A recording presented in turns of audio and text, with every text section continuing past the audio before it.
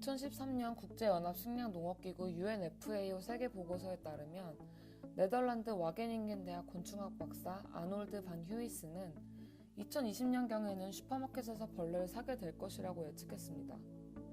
식자재 대체제는 생산 과정에서의 탄소 배출량을 기준으로 선정되는데, 예를 들어 소의 경우 체중 1kg당 탄소 배출량이 2850g인데 비해 식용곤충인 귀뚜라미의 경우 1kg당 1g밖에 되지 않습니다. 이런 다양한 이유들에 따라 식용곤충은 언젠가는 맞닥뜨려야 할 식자재입니다. 그럼에도 불구하고 식용곤충을 접한 소비자들은 놀라고 혐오감을 느낍니다. 소비자들의 육류 소비가 많으면 많을수록 그의 대체식품인 식용곤충을 접하는 시기는 앞당겨지는 거죠. 그리고 이런 상황은 육류뿐만 아니라 다른 식자재에서도 볼 수 있어요.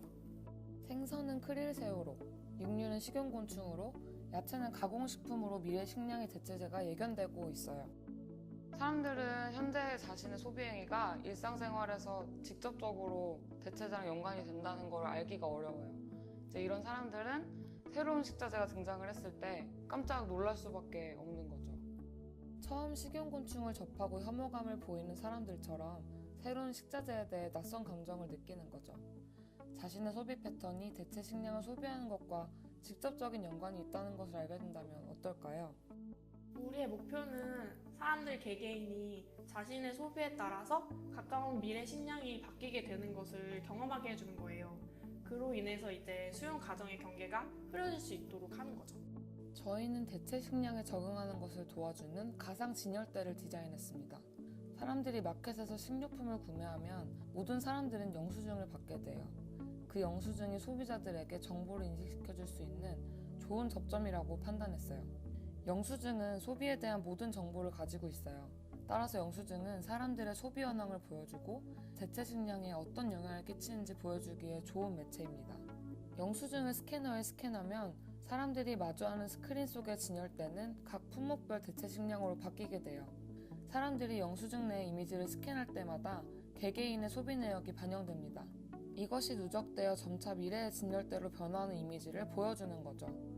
변화하는 기준은 대한민국에서 권장되는 하루의 탄소 배출량 대비 개인의 소비 품목이 배출한 탄소 배출량에 근거합니다.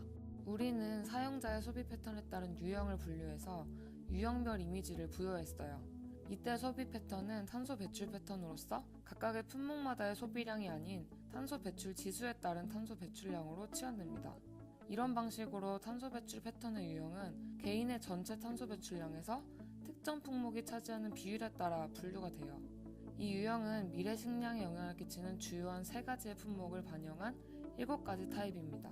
이 유형별 이미지는 영수증 하단에 인쇄됩니다.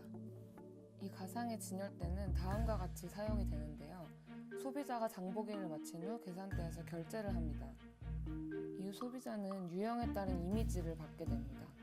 매장을 나선 소비자가 영수증의 이미지를 스캔하면 소비자의 유형에 따라 스크린의 진열대 품목들이 미래 식량으로 변하는 과정을 경험하게 되죠. 이로써 소비자는 자신이 구매한 품목들로 인해 대체 식량이 우리의 미래를 마켓 진열대에 전시된 모습을 볼 수 있습니다. 이렇게 모여진 경험들은 우리에게 미래 식량으로 변화하는 모습을 점진적으로 인식시킵니다.